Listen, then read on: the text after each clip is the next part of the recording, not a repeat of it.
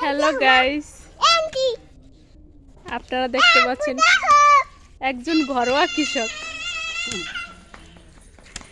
সে অনেক নিজের দক্ষতা দিয়ে দেখেন এই যে মাটিগুলা কাটছে।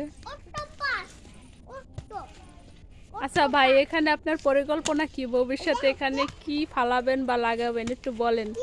ভবিষ্যৎ পরিকল্পনা আলু লাগাবো, পিঁয়াজ লাগাবো, রসুন লাগাবো, কিন্তু আচ্ছা, লাল লাল শাক শাক। লাল শাক, কদু শাক এসব কিছু ফালাবো না। আচ্ছা, তার ভবিষ্যৎ পরিকল্পনা সে এখানে অনেক ফসল করবে, কিন্তু জায়গা যতটুকু হোক না কেন মনের আশাটা আসলে অনেক বড়।